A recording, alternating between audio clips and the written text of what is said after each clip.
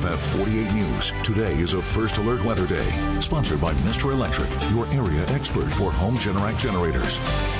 Jeff, Ernesto churning out in the Caribbean. No Ernesto impacts here, but we are getting kind of our own system. Yeah, I don't know if we'll get a foot of rain like areas in Bermuda may have because of Ernesto, but we'll have a fair share of rainfall opportunities beginning today through the weekend. It all starts triggered by this frontal boundary here, hanging out in the vicinity for the next 3 days. And what it does is it sparks an opportunity for thunderstorms beginning this afternoon and then again on Saturday and even right into Sunday morning. Right now, there's not really a lot going on locally for us.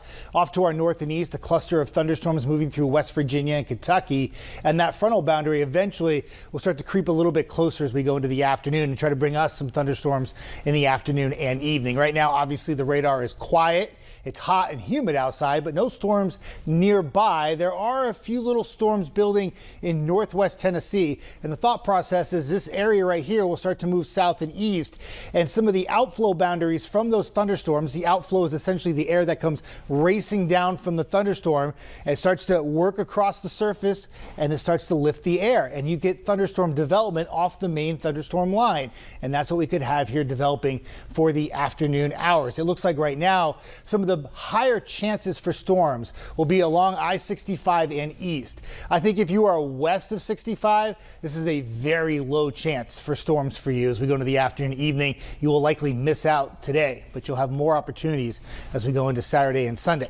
Temperatures outside, a lot of 90s out there, and it's real humid too. Heat index values right now are close to 105. So the air that you can wear certainly back in the picture for our area. And when we start talking more in the way of humidity, oppressive, icky, sticky, gross, whatever you want to call it, is usually when we track some thunderstorms. And that's what we'll do this afternoon. Obviously nothing happening now, but let's fast forward 2-3 o'clock. You see some cells starting to develop here. Again, this is not like widespread thunderstorm activity, but where you have a storm, some dangerous winds, also some dangerous lightning and some heavy rainfall. Still some storms by 5-6 o'clock. That area will continue through northeast Alabama during the evening hours. By the time you wake up Saturday morning, most of the activity is done, but only temporarily. There's another round waiting off to our north and west, and that will move in sometime by Saturday mid-morning. This will be your chance in northwest Alabama to pick up a little bit of rainfall with this. As the line moves through and moves east, it will weaken a bit, and by about 1 o'clock, most of the activity is done. Once again, some heavy rainfall and some gusty winds, and not quite done yet. One more round Sunday. Right before the daybreak hours, we'll start to move north to south, and that too will pick up some brief heavy rainfall. Once that moves on out, the rest of Sunday looks pretty good. The humidity is dropping, and the second half of the weekend, especially by the afternoon, looks pretty nice. So storm threats, wind gusts, up to 50 miles an hour, certainly possible.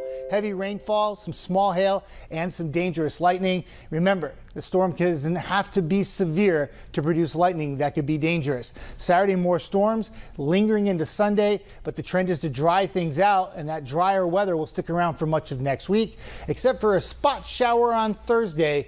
Temperatures around 90, plenty of sunshine with low humidity for the entire week.